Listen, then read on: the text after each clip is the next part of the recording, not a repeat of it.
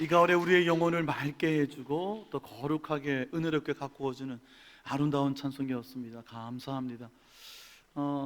우리 각 기관들이 가을을 맞아 좋은 시간들 산행도 하시고 등반도 하시고 또 야외에 나가셔서 함께 예배하고 기도하는 시간들을 가지고 계시는데, 오늘 오후 예배 때는 그동안 우리 여전도회, 남전도회 기관들 다녀오신 모습들 사진과 영상으로 함께 좀 보는 시간 갖도록 하겠습니다. 오늘 오후에도 이 남전도회 좋은 산행이 계획되어 있는 것으로 알고 있습니다. 여러분, 이 가을을 어떻게 보내시는지요? 여쭤보고 싶습니다. 가을에는 시 한 편 정도는 우리의 마음에 좀 흐르고 우리의 영혼을 또 맑게 하나님 앞에서 또 아름답게 가꾸어 줄 수 있으면 좋겠다 싶어서 오늘은 시 한 편 먼저 하나님 말씀 나누기 전에 나누도록 하겠습니다. 가을에는 기도하게 하소서라는 우리 김현승님의 시가 있습니다.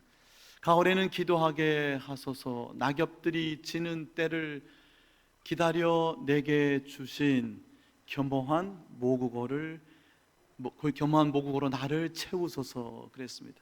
가을에는 사랑하게 하소서, 가장 아름다운 열매를 위하여 이 비옥한 시간을 가꾸게 하소서. 제가 1부 때는 하나도 안 틀렸는데 지금 계속 틀리고 있습니다. 늘 외웠던 시이긴 하지만 다시 여러분 앞에서 한번 외우려면은 가사랍니다. 식구가 헷갈리고요, 엉기고 그렇습니다. 가을에는 사랑하게 하소서, 오직 한 사람을 택하게 하소서, 가장 아름다운 열매를 위하여 이 비옥한 시간을 가꾸게 하소서. 마지막 세 번째 예는 이렇게 됩니다. 가을에는 허홀로 있게 하소서. 홀로가 아니라 허홀로 이렇게 되어 있습니다. 나의 영혼 굽이치는 바다와 백합의 골짜기를 지나 메마른 나뭇가지 위에 다다른 까마귀 같이라는 김현승님의 가을의 기도라는 시가 있습니다. 참 아름다운 시요, 우리의 마음에 울려주는 울림이 큰 시이기도 합니다. 여러분, 이 가을에 여러분 무엇하고 계십니까? 이 가을에는 시인은 기도하게 하소서 이렇게 시작합니다. 낙엽들이 지는 것을 봅니다. 낙엽들이 지는 때를 기다려 내게 주신 겸허한 모국어를 나로 하여금 배우고 나에게 채워주소서 그랬습니다. 낙엽들이 지는 것을 보면 여러분 무엇을 보고 계시는지요? 오색 찬란한 아름다운 낙엽들, 화려하게 여러 가지 영롱한 빛깔을 머금은 이 대자연을 우리가 보면서 감사하고 기뻐하지만, 또 한편 이 가을에는요, 그 낙엽들이 지는 것을 보게 되는 계절이기도 합니다. 그토록 아름다웠는데 순간 메마른 나뭇가지로만 남겨지는 때이기도 합니다. 해가 낮습니다. 낮은 해가 지어갈 때, 저물어 갈 때에 비추게 되어 앙상하게 그 아름답던 가지 가득했던 낙엽들을 떨구고 혼자 쓸쓸한 추운 겨울을 맞이하는 낙엽들을 보면서 그때를 준비하여 기다렸던 하나님 내게 채워주시는 겸허한 모국어가 있다고 했습니다. 모국어는 무슨 뜻일까요?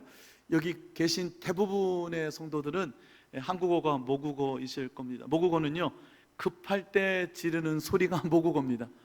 아무리 영어를 잘해도 에이구머니야, 알고 나 죽겠네 하면 한국 사람인 거죠.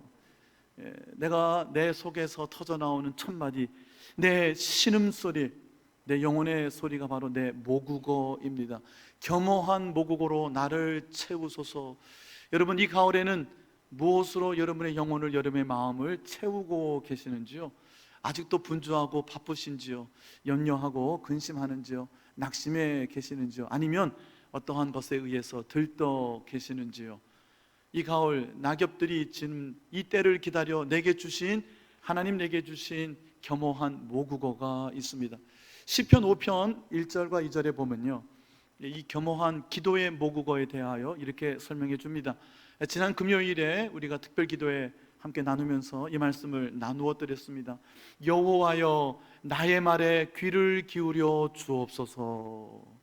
나의 왕, 나의 하나님이여, 나의 심정을 헤아려 주시고 그리고 나의 부르짖는 소리를 들어 주옵소서, 여호와여 나의 기도를 들어 주옵소서 하는 시편 기자의 목소리입니다. 그 첫 번째는요, 하나님 나의 말에 귀를 기울여 주옵소서 했습니다. 제가 여러분께 말씀을 드리는 것처럼 알아들을 수 있는 소리로, 하나님 제가 지금 이렇습니다, 하나님 제가 이렇게 곤고합니다, 아픕니다, 하나님 앞을 잘 모르겠습니다. 오늘도 우리 장로님 통해서 참 귀한 기도를, 우리의 마음의 영혼의 소리를 함께 나누었습니다. 하나님께서 귀 기울여 주시는, 우리가 올려드리는 말씀 기도가 있습니다. 뿐만 아니라 그러한 기도는요, 두 번째 단계로 나아가게 합니다. 여호와여 나의 심정을 헤아려 주옵소서. 내 심정, 내 깊은 속마음, 겸허한 모국으로 나를 채우소서 하는 대목이 여기가 아닐까 싶습니다. 이러저러한 예쁜 말, 좋은 말, 그것으로 나를 치장하다가도 하나님 앞에서는 모든 수고하고 무거운 짐을 내려놓고 하나님 앞에 겸허히 내 속에서 터져나오는 탄식 소리, 아픈 소리, 신음소리를 하나님께 드리는 것이 바로 이 가을에 드리는 기도인 것입니다. 나의 심정을 헤아려 주소서 할 때에 그 심정이라는 히브리어는요, 하기그라는 단어인데요, 이것은 내 마음의 묵상이 주께 연락되기를 원합니다, 내가 하루 종일 여호와의 율법을 묵상하기를 원합니다 할 때에 그 묵상이라고 한국말로 번역한 것입니다. 복 있는 사람은요, 악인의 꾀 쫓지 아니하고 죄인의 길에 서지 아니하고 오만한 자의 자리에 앉지 아니하고 오직 여호와의 말씀, 하나님의 음성을 즐거워하고 기뻐하여 그 말씀을 주야로 하루 종일 묵상하는 자로다 했어요. 그때에 이 묵상한다는 것이 오늘 시편 5편 1절에 있는 내 심정이란 말과 같은 단어입니다.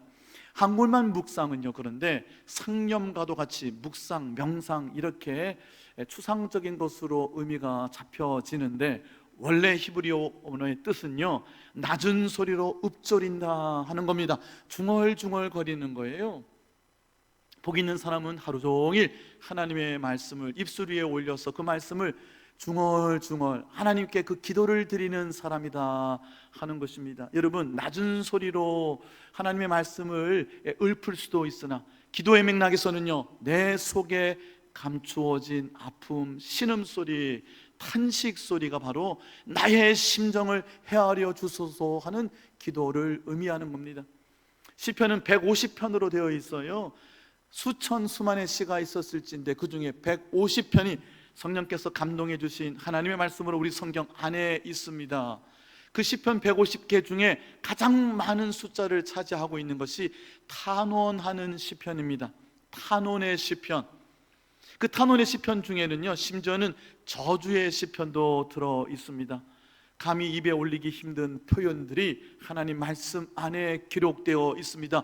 얼마나 힘들었으면, 얼마나 아팠으면, 얼마나 고통스러웠으면 저주에 가까운, 아니 저주를 넘어서는 그러한 극한의 표현으로 하나님 앞에 그 심정을 헤아려 달려고 외쳤을까요? 나의 심정을 헤아려 주소서. 그래서 영어 성경은 내 신음소리, my groaning이라고 번역했습니다. 하나님께 드리는 이 가을 내게 겸허한 모국으로 나를 채워주소서 하는 것은요, 하나님께 드리는 신음소리입니다. 하나님께 드리는 고통에 찬 탄원의 기도소리다 하는 겁니다. 시편 5편 1절 2절 마지막에 가보면 나의 왕 나의 여호와 하나님이여, 하나님을 나의 하나님 나의 왕이라고 부르며 나의 부르짖는 소리를 들어주옵소서. 이것이 나의 기도라고 했습니다. 결국 신음소리, 탄원하는 기도 소리를 하나님께 드리다가 외마디 하나님께 소리를 지를 수밖에 없는, 하나님 앞에 비명을 지를 수밖에 없는, 목 놓아서 통곡하고 울며 하나님을 애타게 부르짖을 수밖에 없는 그 형체를 알기 어려운, 무슨 소리인지 알 수 없는, 하나님만이 헤아릴 수 있는 울부짖는 소리가 이 가을 내 영혼을 가득 메워 하나님께 드리는 겸허한 모국어다, 내 속에서 터져나오는 기도소리다 하는 것입니다. 이 가을 여러분의 영혼은 무엇으로 채워지고 있는지요? 이 시인의 두 번째 연은 이렇게 시작합니다. 가을에는 사랑하게 하소서. 기도의 언어, 신음소리, 부르짖는 소리로 내 영혼을 채워달라고 그렇게 노래하다가 두 번째 연애 가사는 가을에는 사랑하게 하소서. 오늘 말씀의 제목을 여기서 따와 보았습니다. 가을에는 사랑하게 하소서. 오직 한 사람을 택하게 하소서. 오직 한 사람, 하나님 한 분, 내 아버지, 내 아빠, 내 아버지, 나의 영원한 목자 되어주시는 나의 주, 나의 그리스도 예수 그리스도 한 분만을 택하게 하여 주옵소서. 내가 사랑하는 내 아내, 내 남편, 내 자식, 그들을 사랑하는 사랑도 나의 하나님, 내 아버지 하나님, 그 성령님께서 내게 부어주시는 영원한 하나님의 한량없는 긍휼, 그 사랑에 흠뻑 적셔지고 부어져서야만 내가 사랑해야 될 사람들을 진정으로 사랑할 수 있게 된다 하는 말씀인 것 같습니다. 가을에는 사랑하게 하소서. 오직 한 사람을 택하게 하소서. 가장 아름다운 열매를 위하여. 가장 아름다운 열매, 여러분의 삶에는 어떠한 의미가 있습니까? 좋은 차 타고 좋은 집에 살고 좋은 직장, 좋은 삶의 지위를 누리는 것만으로는 행복이 결코 아님을 우리는 잘 알고 있습니다. 의미가 있는 삶, 기쁨이 있는 삶, 늘 감사가 넘치는 삶, 항상 어떠한 상황에도 기뻐할 수 있고요, 범사의 어떠한 조건에서도 감사할 수 있는, 쉬지 않고 기도의 언어로 겸허한 모국어로 내 영혼을 채우는 삶이야말로 행복한 삶, 가장 아름다운 열매를 맺는 삶이라고 우리에게 알려주셨습니다. 하나님을 아빠라고 부를 수 있는 삶, 예수님의 사랑이 내 마음에 온통 부어져 흘러넘치는 사랑의 삶, 은혜와 긍휼을 경험한 사람의 삶, 가장 아름다운 이 사랑의 열매를 위하여 이 비옥한 시간, 이 가을의 풍성한 시간을 나로 하여금 가꾸게 하소서. 시인은 이렇게 노래합니다. 가을에는 사랑하게 하소서. 한 사람, 오직 한 사람을 택하게 하옵소서. 그리하여 가장 아름다운 이 열매를 위하여 이 비옥한 시간들을 내가 가꾸게 하소서. 여러분의 시간은요, 가꾸어야 합니다. 사랑은 감정, 내 안에서 솟아나는 열정만으로는 결코 설명할 수가 없습니다. 고린도전서 13장이 분명히 우리에게 말씀해 주지 않았습니까? 내 몸을 불살라 내어줄지라도 사랑이 없을 수가 있습니다. 온갖 천사의 아름다운 말을 할지라도, 온갖 아름다운 방언을 할지라도 사랑이 없을 수가 있습니다. 사랑은 감정이나 느낌, 열정으로는 다 설명해낼 수가 없는 것입니다. 우리의 열정은 때때로 나를 지치게 하고 힘들게 하고 다른 사람도 아프게 하는 열정이 될 때가 너무나도 많습니다. 내 감정은 충만했다가도 어느새 흔적조차도 없이 사라져 버리는 것입니다. 가을에는 한 사람을 택하여 그 한 사람, 한 분 하나님의 사랑이 내 마음에 부어 흘러넘치게 하여 주셔서 내 삶에 의미 있는 삶, 기쁨이 있는 삶, 감사가 있는 삶을 이 결실의 계절에 나로 하여금 이 비옥한 시간들을 사랑을 배우고 사랑으로 채우고 사랑을 흘려보내는 비옥한 시간을 사랑으로 가꾸게 하소서. 시인은 이렇게 노래했던 것이죠. 준비한 화면이 하나 있습니다. 우리 함께 이 시인의 가을의 기도의 두 번째 연입니다. 함께 한번 읽어보도록 하겠습니다. 가을에는 사랑하게 하소서. 오직 한 사람을 택하게 하소서. 가장 아름다운 열매를 위하여 이 비옥한 시간을 가꾸게 하소서. 아멘 해야 될 것 같아요. 그렇죠? 가장 아름다운 삶, 아름다운 기쁨의 감사의 삶을 위하여 이 가을의 비옥한 시간들을 가꾸게 하소서. 시간을요, 가꾸어야 합니다. 이제는 제 얼굴 비춰주셔도 됩니다. 우리 설교 시간 영상을 이제 인터넷에 올리고 있기 때문에 이 화면이 계속 가면 제 얼굴은 보이지 않고 제 목소리만 들립니다. 여러분, 이 가을에 이 비옥한 시간, 이 아름다운 시간을 무엇으로 가꾸고 계십니까? 사랑은요, 가꾸는 겁니다. 열정은요, 남을 힘들게 하는 것일 수가 많습니다. 느낌과 감정이요, 나는 더 이상 당신을 사랑하지 않아. 내가 당신을 사랑하는 것을 거짓으로 꾸밀 수는 없어. 내 사랑은 바닥났어. 이러한 사랑으로는 결혼할 수가 없습니다. 제가 얼마 전에도 결혼식 주례를 한번 맡았어요. 올가을에도 또 결혼식 주례를 맡게 될 텐데요, 제가 결혼 주례를 맡을 때마다 나누는 말씀이 고린도전서 13장의 말씀입니다. 열정만으로는 바닥나버리는 금세 지치고 많은 감정으로는, 느낌으로는 이 사랑을 실행에 옮길 수가 없습니다. 이 가을 하나님 가장 아름다운 열매를 위하여 이 비옥한 시간을 사랑의 시간들로 가꾸게 하옵소서. 하나님, 하나님의 사랑을 체험하고 그 사랑이 내 마음에, 내 영혼에, 내 삶에 온통 부어지는 은혜와 긍휼을, 그 하나님의 다음으신 인자와 선하심을 내게 베풀어 주옵소서. 이 가을에는 사랑하게 하소서. 시인은요 이제 나아가 세 번째 연에서 이렇게 노래합니다. 가을에는 홀로 있게 하소서. 나의 영혼, 결국 하나님 앞에 내 영혼은 혼자 있는 겁니다.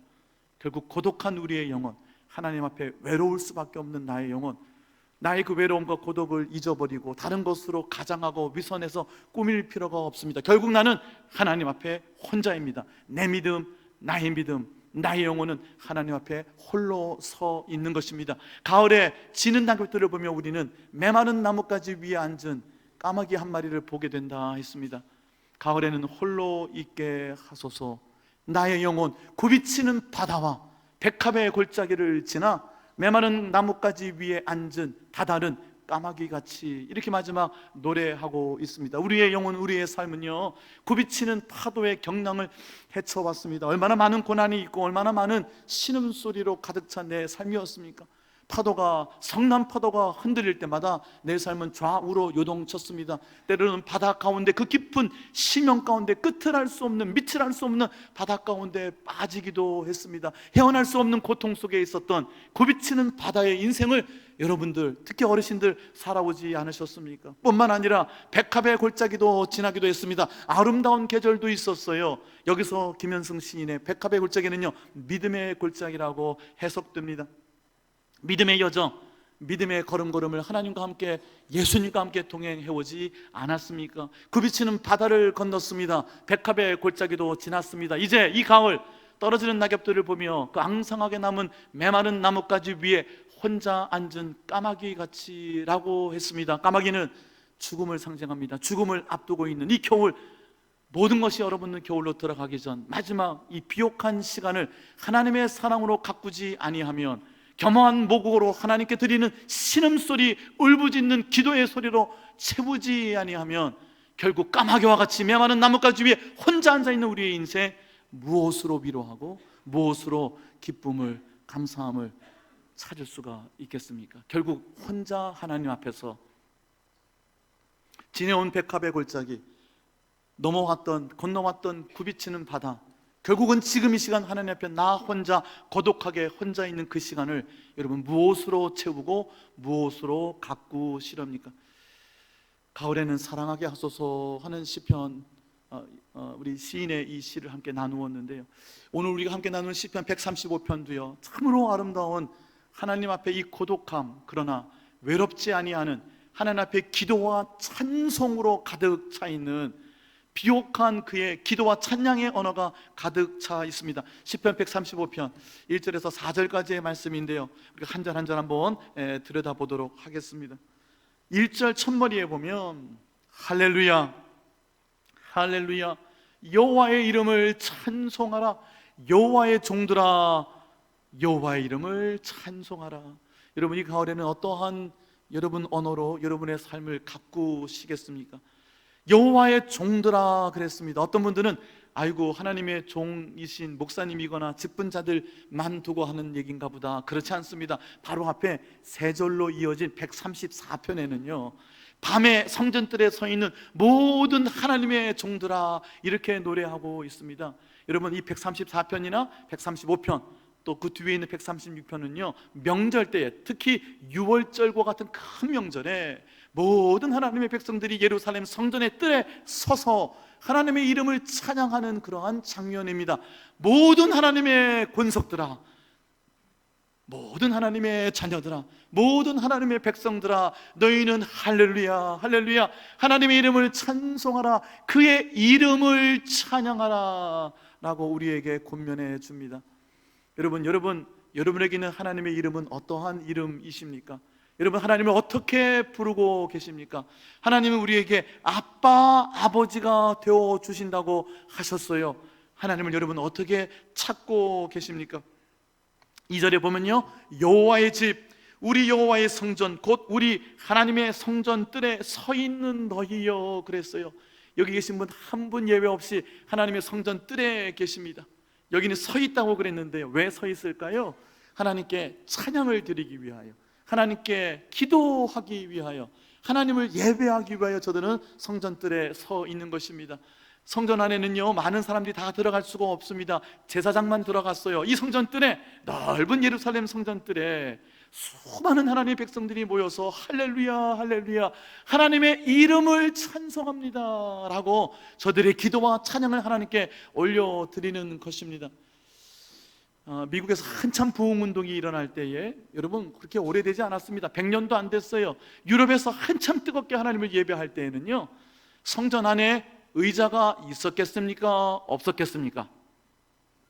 없었으니까 물어봤겠죠. 제가 성전에는요 의자가 없습니다. 하나님 앞에 예배하러 나와서 앉아 있는 것은 상상도 못했습니다. 2시간, 3시간을 예배를 드렸습니다. 심지어는 예배가 라틴어로 진행이 됐어요. 일반 백성들이 라틴어를 압니까? 모릅니까? 모르니까 여쭤봤겠죠. 모릅니다. 모르는 소리로 예배가 진행이 됩니다. 사제들이 예배를 이끕니다.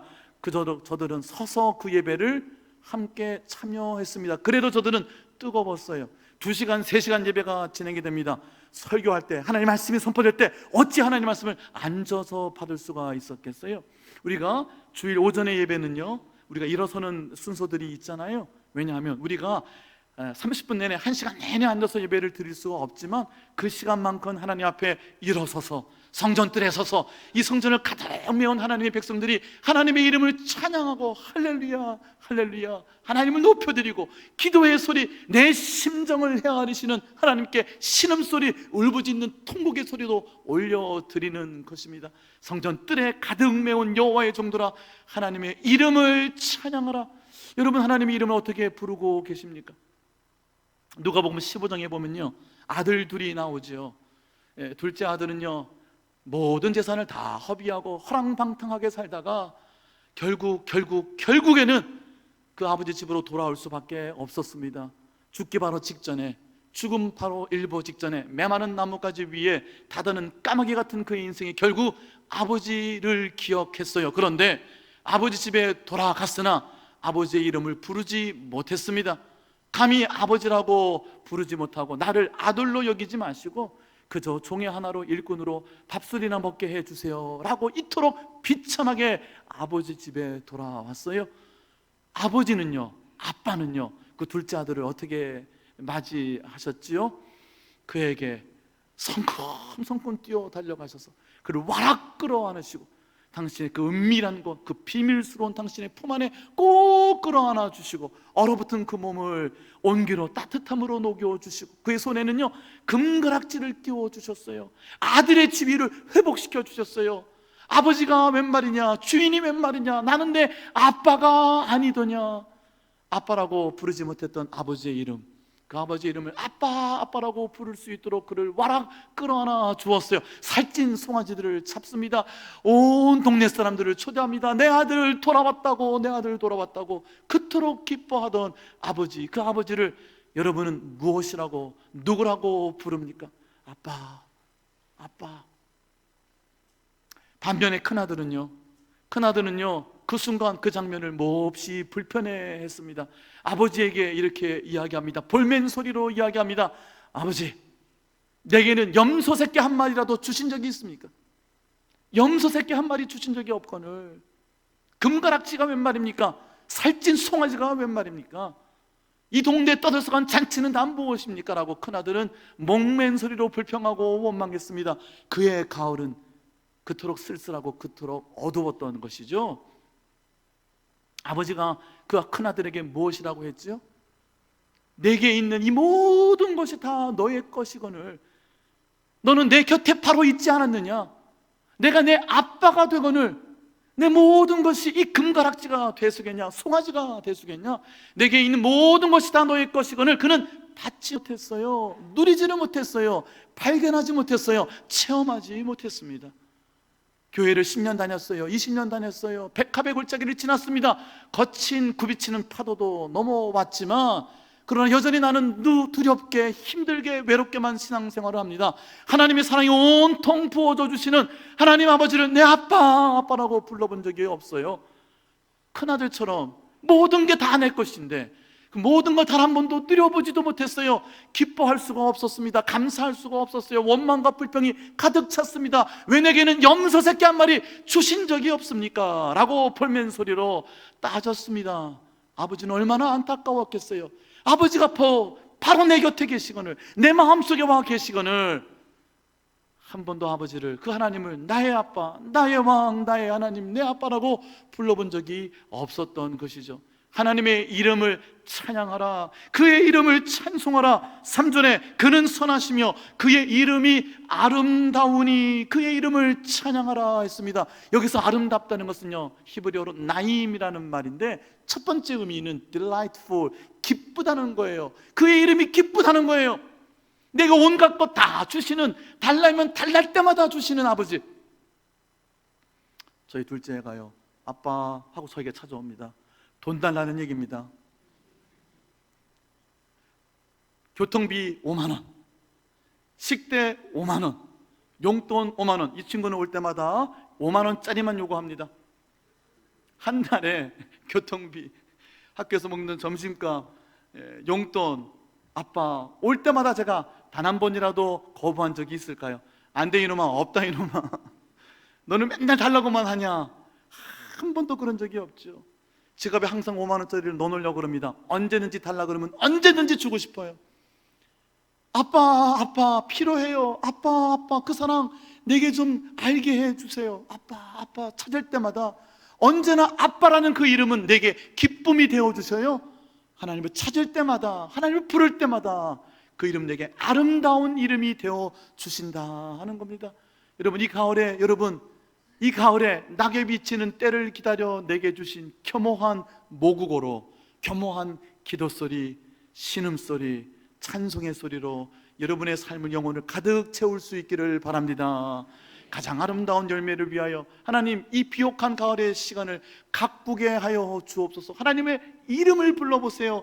아버지라고, 아빠라고 불러보세요. 언제나 주시고 싶어서 이 모든 것을 너에게 더하여 주시지 않겠느냐 그랬어요. 악한 자도 자식 새끼는 기뻐해서 생선 달라 그러는데 전갈을 주고 뱀을 주겠느냐, 떡을 달라 그러는데 돌을 주겠느냐. 하물며 하늘에 계신 내 천부께서, 아빠 아버지께서 내게 그 기쁨의 이름이 되어주시는 하나님을 아빠라고 불러보시는 이 가을이 되셨으면 좋겠다 싶은 것입니다. 마지막 4절에 보면 여호와 하나님께서는 자기를 위하여 그랬어요. 자기를 위하여 저와 여러분을 특별한 소유로 택하셨다고 그랬어요. 야곱 곧 이스라엘이라고 그랬습니다. 야곱을 이스라엘이라는 이름으로 치환시켜서 동시에 말씀해 주셨어요. 야곱, 이야커브라는 말은요, 발 뒤꿈치를 잡고 나오다, 그래서 속이다, 약은 사람이다, 뭐 이런 안 좋은 부정적인 의미를 갖고 있던 이름이었어요. 제이콥. 그런데 일륜과 천륜을 저버리고 집안이 풍지박산나고 삼천집에 도망가던 그가 하나님이 내 인생 바로 곁에 계셨거늘 아버지의 하나님 이삭의 아버지로, 이삭의 하나님으로, 할아버지 아브라함의 하나님으로만 듣고 있었던 먼 발치에 어렴풋이 잡히지 않았던 그가 그 밤에 내 곁에 계시거늘 그 하나님을 아빠 아버지로 만나는 그 장면이 베델에서의 야곱이었어요. 그가 다시 돌아올 때 그곳에서 하나님은 그를 다시 만나 주셨고, 베델의 하나님이 그에게 엘 베델의 하나님, 만나 주신 그 하나님, 또 다시 나를 계속해서 찾아와 주시는 하나님, 아니 내 안에서 단 한 번도 떠난 적이 없으셨던 그 하나님, 그 하나님을 하나님께서는 그 야곱을 야곱이라고 더 이상 부르지 않으시고 이스라엘이라고, 천사와 싸워서 씨름하고 하나님을 놓치지 않겠다고 하나님을 주인이라고도 부를 테니까 나를 거두어 달라고 했던 둘째 아들처럼 아버지의 이름을 목 넣어서 불렀던 야곱을 이스라엘이라고 불러주셨어요. 여러분을 택하셨습니다. 한 분 한 분을 택하여 불러주셨어요. 여러분 그냥 와 계신 게 아니라는 겁니다. 이 세상 모든 만민이, 이 세계가 다 내게 속하였거니와 모든 만민 중에 모두가 다 나의 백성이거늘 특히 여러분 이 성전뜰에 서서 기도와 찬송과 예배를 드리는 여러분 한 분 한 분을 특별한 소유로 선택하여 주신 줄로 믿습니다. 하나님께서는 자신을 위하여 저와 여러분을 특별한 소유로 택하셨어요. 여러분 놀라운 하나님의 은혜입니다. 온 우주 만물이 만사가 다 하나님의 것이에요. 하나님의 소유가 아닌 것이 없어요. 그런데 그 중에서 하나님 자신을 위하여 여러분을 선택하셨어요. 하나님 자신을 위하여 여러분의 목소리로, 여러분의 영혼의 소리로 기도 소리를 듣고 싶어 하세요. 여러분의 목소리로 찬양의 소리를 듣고 싶어 하세요. 여러분 한 분 한 분과 특별한 관계를, 사적인 개인적인 관계를 맺기를 원하시는 거예요. 세계가 다 내게 속하였거니와 너를 내가 선택한 것은 내 민족이 수요가 많아서가 아니다. 신명기 7장 6절에서 8절까지 있는 말씀이에요. 수요가 많아서 강대한 민족이기 때문에 유대 민족을 선택하신 것이 아니라는 거예요. 오히려 너희가 적은 수이기 때문에, 보잘것없기 때문에, 별것 아닌 것이기 때문에, 그래서 너를 선택했다. 하나님의 선택이에요. 그 많은 사람들 중에서 여러분 한 분 한 분을 선택하셔서 하나님을 위하여 특별한 개인적인 관계를 맺기를 원하신다는 거예요. 여러분, 이 특별한 소유라는 말씀, 히브리어로 세굴라라고 그래요. 세굴라. 제가 여러분 몇 번 말씀을 드렸죠. 구약 성경에 8번 등장합니다. 역대상 29장에는요 다윗이 성전을 위하여 준비된 모든 봉헌물들, 그 어마어마한 보배로운 금과 은, 백향목, 엄청난 것들을 하나님 성전을 짓기 위해 쌓아놓고 이렇게 이야기합니다. 이것에 더하여 내가 사유한 은과 금도 하나님께 드리겠습니다. 사유한, 내 사적인 것, 국고에 있는 게 아니라 다윗 개인의 것, 다윗 개인의 은과 금까지도 하나님 앞에 기쁨으로 내놓겠습니다. 그럴 때 썼던 단어가 세굴라입니다. 세굴라는요, 내 금가락지, 내 보물, 내 보배로운 내 사적인 것, 내 개인의 것, 내 특별한 것, 나의 귀중품, 나의 보배로운 것, 이런 겁니다. 세계가 다 하나님의 것이지만, 다 하나님께 속해 있지만 여러분 한 분 한 분을 특별한 관계, 개인적인 하나님의 사적인 소유로, 특별한 소유로 삼기 위하여 여러분을 불러주신 겁니다. 여러분, 이 가을에 여러분의 마음을, 여러분의 영혼을, 여러분의 입술을 무엇으로 채우기를 원하시는지요? 출애굽기 19장에 있는 말씀을 좀 읽어보도록 하겠습니다. 자막에 준비되어 있을 거예요. 출애굽기 19장 함께 읽어볼까요? 세계가 다 내게 속하였나니 너희가 내 말을 잘 듣고 내 소유가 되겠고, 6절 너희가 내게 대하여 제사장 나라가 되며 거룩한 백성이 되리라. 너는 이 말을 이스라엘 자손에게 아멘. 여러분, 제사장 나라가 됩니다. 거룩한 백성이 됩니다. 제사장의 역할을 한다는 것은 사명이 있는 삶을 산다는 거예요. 하나님의 미션을 맡겨주신다는 거죠. 거룩한 백성이라는 것도 거룩한 직분을 맡겨주신다는 거예요. 여러분, 중요한 것이 있죠. 제사장 나라가 되기 위하여, 거룩한 직분을 맡기 위하여, 사명이 있는 삶을 살기 위해서는 앞에 5절 너희가 내게 특별한 소유가 되겠고, 하나님의 소유, 하나님의 특별한 보배로운 존재, 그 사랑을 여러분 발견하셔야 돼요. 무엇으로 제사장 역할을 하시겠어요? 무엇으로 거룩한 직분을 감당하시겠습니까? 여러분의 열정이요? 여러분의 의지요? 여러분의 금과 음이요? 여러분의 계획이요? 아니올시다. 너희는 내게 대하여 내 특별한 소유가 되겠고, 하나님의 사랑이 먼저 부어져야 돼요. 하나님의 은혜와 긍휼을 체험할 수 있어야 돼요. 그 사랑을 가지고, 온통 부어진 하나님의 은혜와 긍휼을 가지고 그의 이름을 높이는 할렐루야, 하나님을 위하여 드리는 찬송과 기도가 제사장의 직무, 거룩한 백성의 직분을 감당하게 하는 것입니다. 그리하여 베드로전서 2장 9절은 너희가 다 왕같은 제사장이요 거룩한 나라요 나의 소유된 백성, 먼저 하나님의 소유된 귀중품이 되어야, 하나님의 손에 끼워져 있는 금가락지가 되어야 된다는 겁니다. 여러분, 이 가을에 무엇으로 여러분의 삶을, 영혼을 채우시려는지요? 말씀을 이제 마무리하도록 하겠습니다. 아까 말씀드렸던 신명기 7장 6절에서 8절까지의 말씀도 한번 좀 자막에 보여주시면 함께 좀 읽어보도록 할게요. 주신 말씀을 기억하면서 한번 읽어봅시다.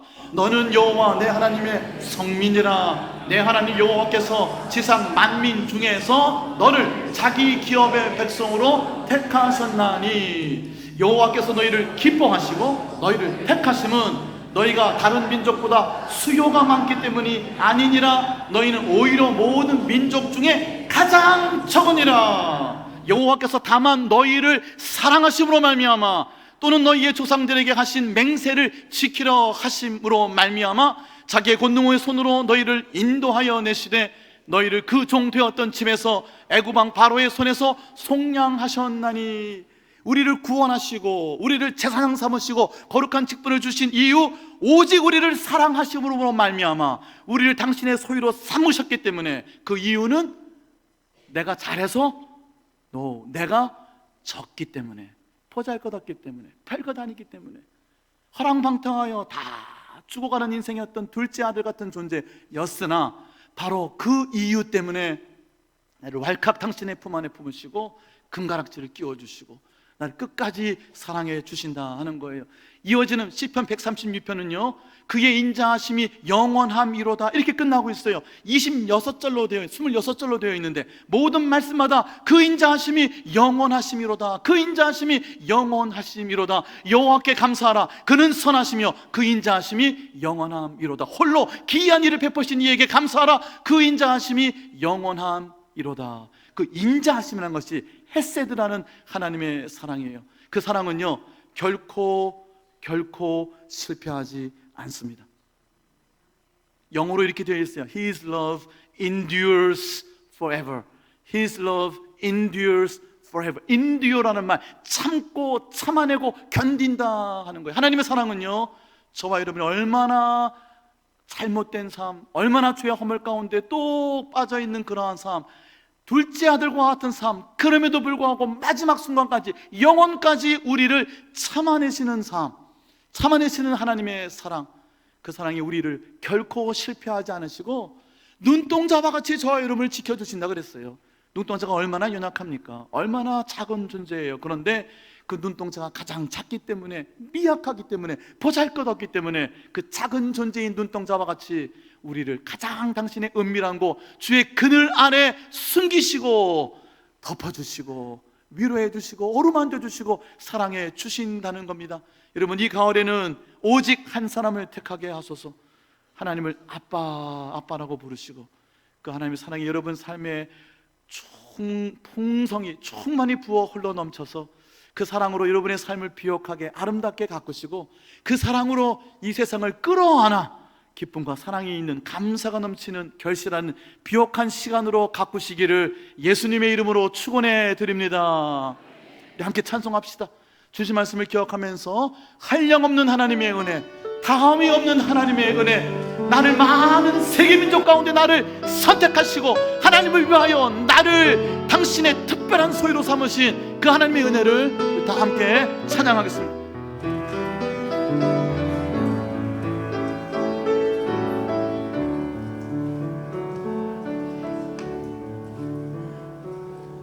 나를 지으시니까 하나님, 나를 부르시니까 하나님,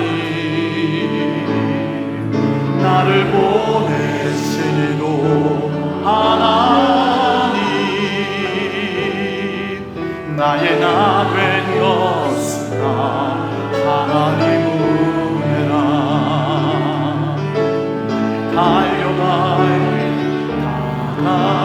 다가도록 나의 마지막으로 하도록 나로 그 십자가 옮게 하시니 나의 나 된 것으나 하나님 은혜라. 한량없는 은혜, 갚을 길 없는 은혜, 내 삶을 애워싸는 하나님의 은혜, 나 순정한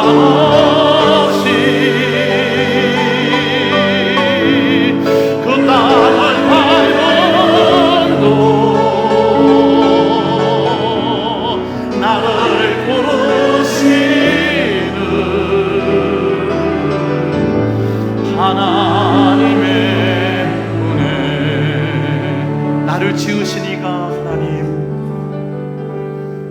나를 지으시니가 하나님, 나를 부르신 이가 하나님, 나를 보내신 이도 하나님, 나의 나 된 것이나 나의 달려갈 길 다가도록, 달려갈 길 다가도록, 나의 마지막 다하도록, 나로 그 십자가 곱게 하시니 나의 나 된 것이다 하나님 은혜라. 한량없는 은혜, 갚을 길 없는 은혜, 내 삶은 애워싸는 하나님의 은혜. 나 주저함 없이 그 땅을 밟은 도 나를 돋구시는 하나님의 은혜, 한량없는 은혜, 갚을 길 없는 그 은혜, 한량없는, 우리 자리에서 일어나시겠습니다. 갚을 길 없는 은혜, 내 삶을 애워싸는 하나님의 은혜.